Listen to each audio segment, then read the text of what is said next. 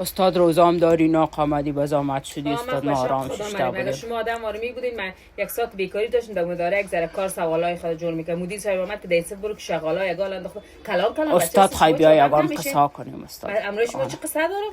اگه کدام درس دارین بخونین پیشن یگان کارخانگیتون انجام بدین. استاد یگان سوالا ازتون پرسان کنیم شخصی. در مورد درس پرسان کنین. نه استاد شخصی پرسان شخصی مخصی از من سوال نکنم. استاد خواهی چی کنیم مثلا؟ چی من شما سوال میکنم؟ نه شما چقدر معلومات دارین درباره ساینس بیولوژی و چیزا؟ من استاد بیولوژی هستم. استاد نه. به نوبت یک نفرتان استاداش این سوالا رو جواب کنید. استادم تا آرام میشینیم استاد بانه. سوال میکنم شما آرام نمیشین. گپای لودگی شما خلاصی نداره. استاد ما یاد نداریم. ما رمضان است مسئله شما نداره. بعد که یاد نداریم. استاد چیزی را که درس خوانده باشه. بچه آخر کاستک موکشال نامش چیست؟ بسموس استاد. بسموس استادشو. خورشید از چی ساخته شده؟ او استاد دیگه یان سوال است که استاد پرسان میکنه.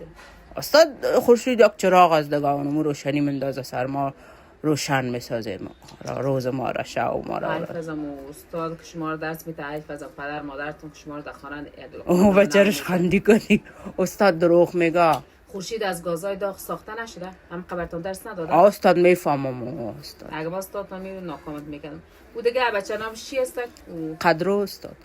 چرا ماهی در آب زندگی میکنه؟ استاد اگر استاد در خشکا مثلا زندگی میکنیم پشکای لوده کلش میخوردن شده با استاد خداوند هر کس دیگه هم تو به مجایش آفریده که استاد اگر مثلا در دست یعنی کدام روز غلطی یا از غلطی روی کتاب باز کردین یا استاد که درس داده گوش کردین؟ استاد ما می درس ها را نخواندیم این سوالا را پرسان میکنیم. بچه پیشروی نام از چی است؟ استاد نام نصروس. نصرو.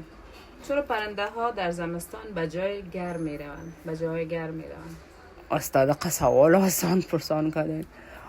استاد پرنده بیچاره استاد ما وار کمپال بخاری و چیزا از کجا کنن که در زمستان پیدا کنن میرن استاد در یگان جای گرم پناه میبرن استاد. از من فکر کردم که این یک جواب درست نیست. واقعا بخی صنفتان یک صنفرش خندیست.